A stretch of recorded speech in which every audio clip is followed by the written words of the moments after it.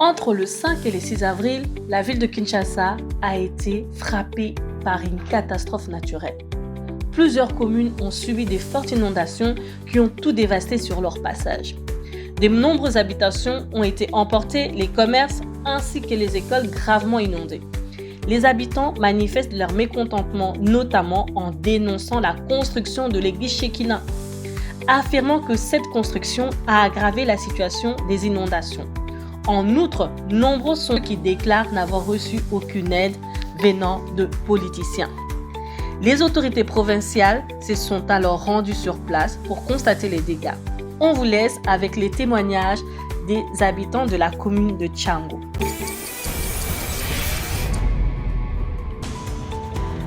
Bonjour à tous, je suis Esther Bota de la chaîne Actualisation TV. Aujourd'hui, je vous présente un nouveau concept intitulé 90 secondes découverte.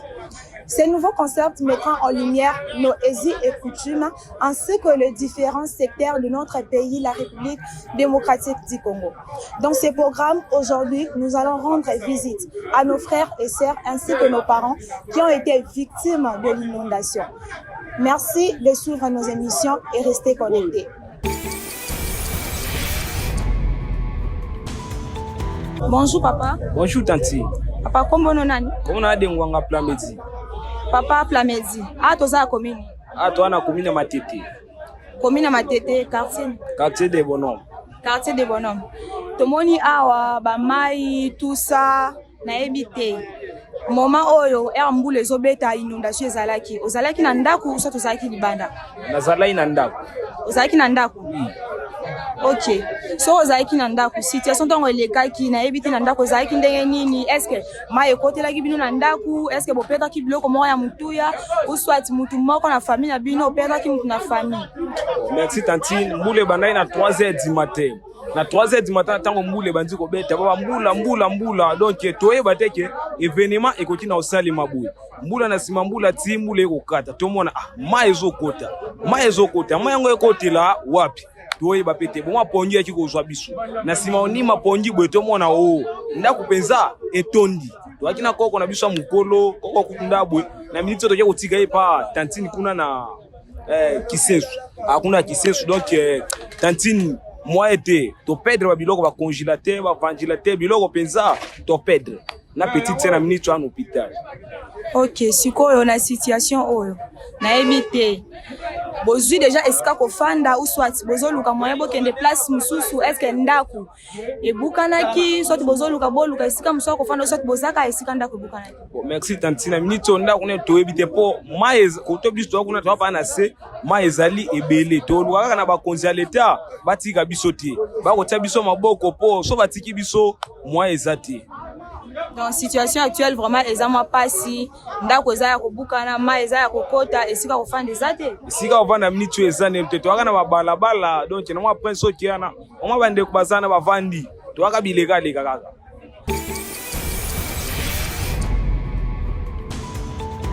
Bonjour papa.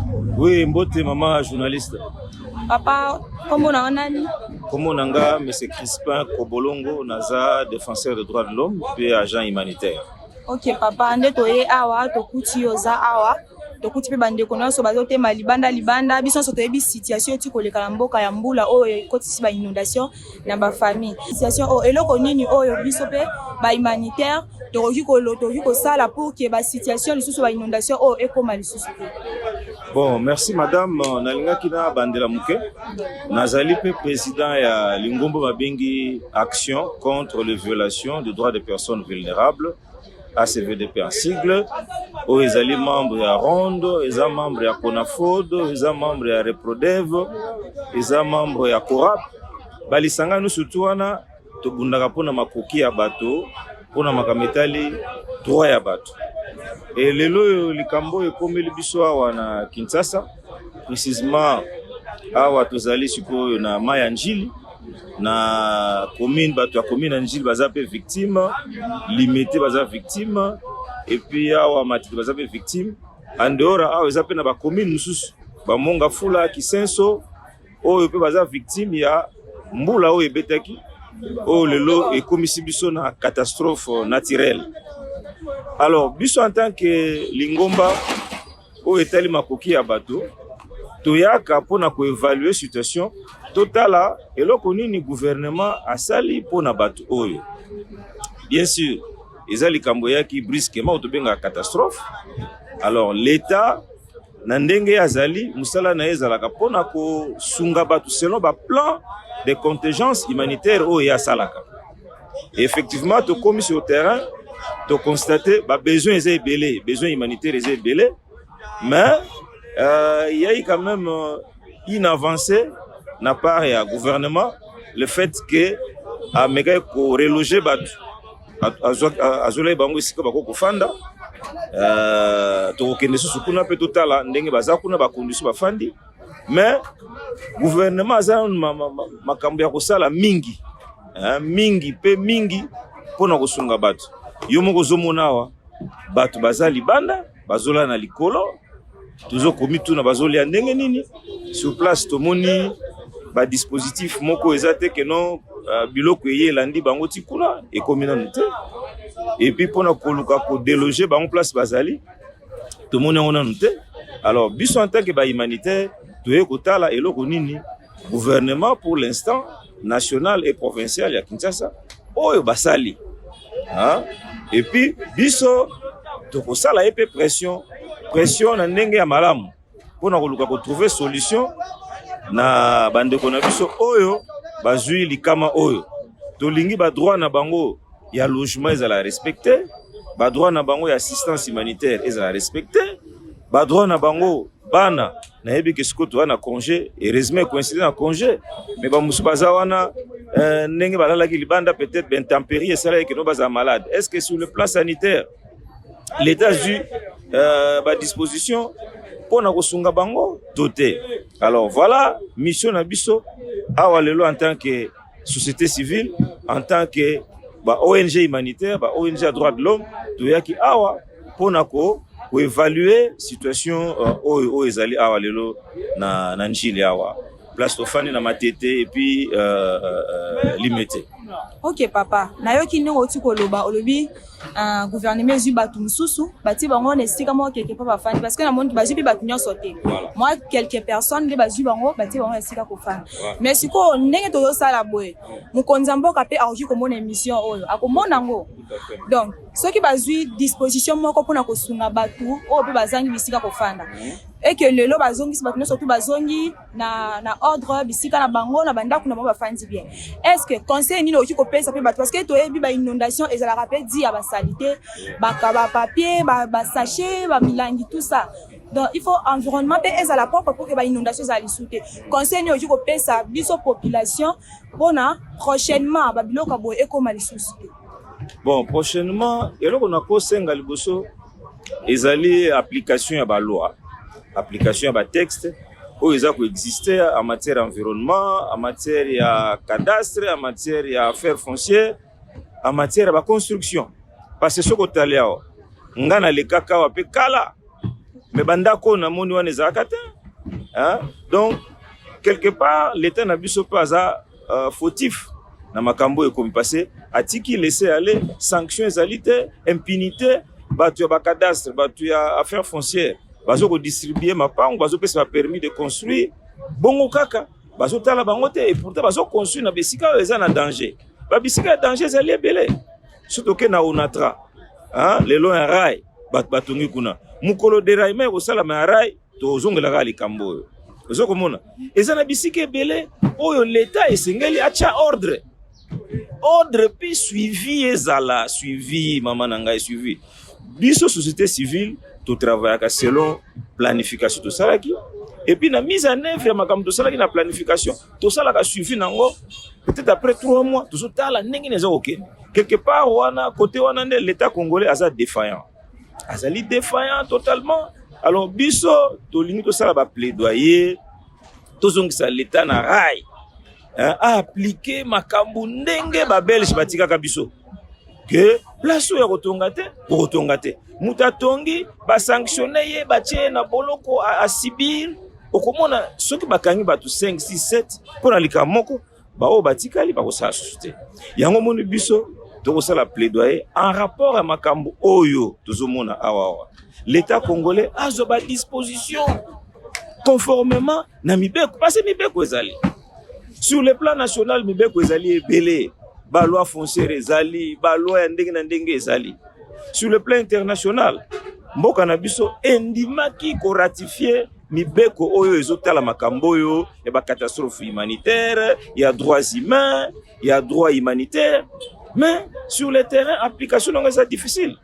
Yango biso en tant que société civile, biso action contre les violations des droits des personnes vulnérables, ACVDP, où tous les membres à Ronde, tous les membres à CONAFOD, tous les membres à Reprodev, tous les membres à CORAP, tous les membres à Rodesic, tous les membres à plateforme Belé à société civile, où ils ont bunda pour que makoki abatu ezala malamu, pour que netiboye batozo vivre malamu te. Biso le bageno droit lié au logement na bango ils ont violé loi liée na ba loisir abana moye bana basakane zate moye bana basa mouvement zate baza coincé na sens wana nde siko biso société civile tozotelemela pona ko senga na gouvernement. Nous société civile on n'a pas de moyens mais rôle na biso zali ko zongisa gouvernement na nzela.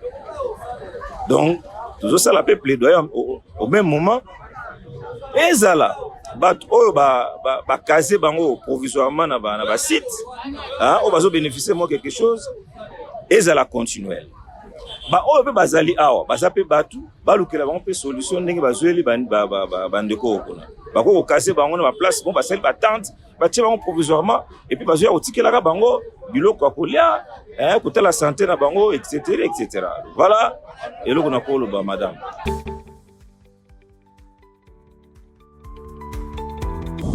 Mbote mama. Mbote madame. Mama kombo na nani? Kombo na Mameda.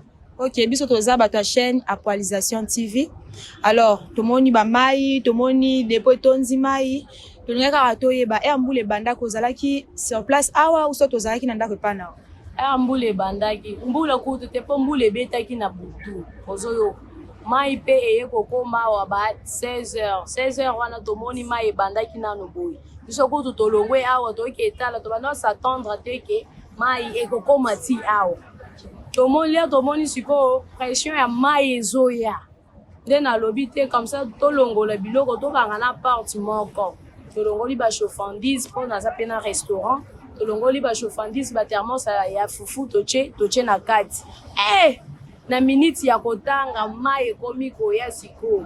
E déborda ki mabe mai ekoti. E baby selinga biloko nyonso na bungisi nyonso na jete eloko ata moko. Mais à part kaka nde biloko nyonso ya mutuya o ebungi ebebi nyonso to ebebi, j'espère qu'il y a tellement de famille a eu problème te osatika ya liwa ou sotika ya maya koza ku. En tout cas vraiment awa tellement eza place ya musala awa mutu ata ajuta mutu oyo azui choix ki ata moko azate juste kaka biloko nde na perdre kaka biloko mais biso nyonso toza en bonne santé biso nyonso toza bien malgré kaka biloko ebebi mo ngaka mutu na lukaki ngaka kaka mutu na somba kaka ozomona.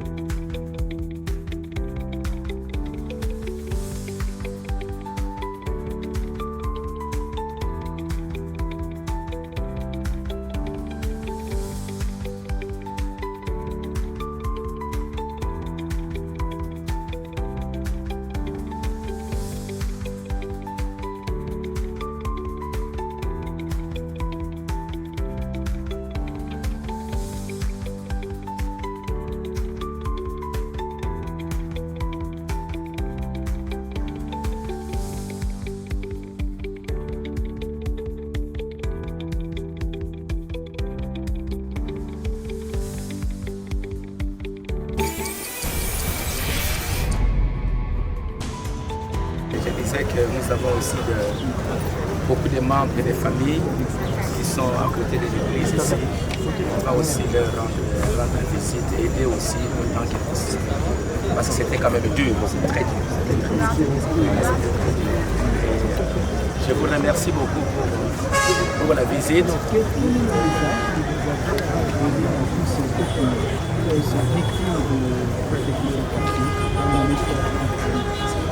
Bon, j'ai demandé, je suis un homme de Dieu. Tout ce que je vais demander à Dieu de pouvoir aider pour que ces familles soient consolées et qu'ils prennent courage. J'ai montré dernièrement ici que ces catastrophes, c'est partout dans le monde. Mayotte, partout, il y a des grandes inondations. Et surtout l'Afrique sera coupable des dérèglements climatiques, beaucoup d'inondations. C'est pourquoi nous tous nous sommes là pour pouvoir aider, pour participer à ce que les choses s'améliorent et surtout aussi que notre population écoute nos autorités pour que les choses s'améliorent. Beaucoup d'encouragement et que Dieu puisse nous sommes dans une période pluvieuse. On sait qu'il y aura toujours qu'est-ce que vous avez dit comme des fidèles qui viennent de la pluie peut s'abattre nous sommes tous en train de réfléchir aussi quelles sont les solutions pour pouvoir. Parce que nous sommes des humains, Dieu ne nous a pas créés pour continuer à souffrir, mais c'est pour trouver des solutions. Alors c'est pour cela que nous sommes là pour réfléchir avec tout le monde, pour voir quelles sont les bonnes solutions qu'on doit avoir pour pouvoir aider notre population. Les gens souffrent, c'est pénible. Merci.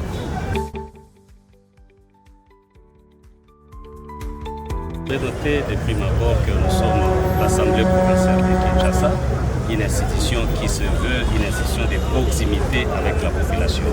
Alors nous ne pouvons pas être loin de cette population qui est composée de nos électeurs. Et nous avons tous suivi les pluies diluviennes qui se sont abattues sur la ville de Kinshasa, causant des inondations avec le nombre de morts que vous connaissez, de pertes en vies humaines, de pertes en matériel. Nous étions dans l'obligation de descendre, d'abord pour visiter tous les sites où sont logés les sinistrés, et nous avons choisi le site Shekina comme premier site que nous avons visité. Voilà, la présence des députés se justifie par ce fait-là, et nous allons faire la ronde de la ville de Kinshasa. Partout où il y a des zones qui ont été touchées, tous les députés provinciaux de la ville de Kinshasa sont à pied d'œuvre pour faire ce travail-là. Dernière question, à quoi est-ce que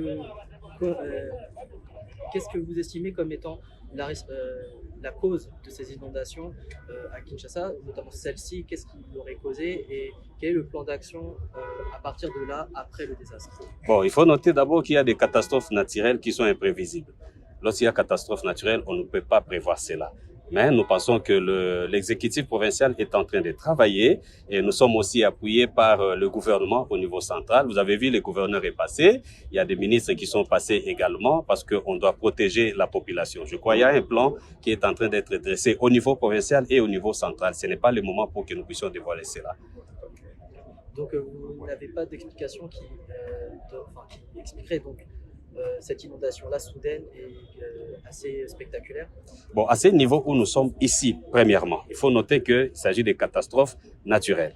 Et au niveau du site Shekina, il y a un collecteur qui a été construit derrière, mais la pluie étant très abondante, ça n'a pas pu supporter toutes les eaux qui sont venues du côté de Congo central. C'est ainsi qu'il y a eu débordement à ce niveau et les eaux se sont déversées vers le boulevard. Donc c'est ça l'explication qu'on peut donner à ce niveau ici. Je vous remercie. Merci. Alors, chers internautes, comme une fin à l'émission Nabiso 90 secondes découverte. Restez connectés et suivez votre émission 90 secondes découverte de la République démocratique du Congo. C'est toujours moi, Esther Bota, votre fille pour vous servir. Merci.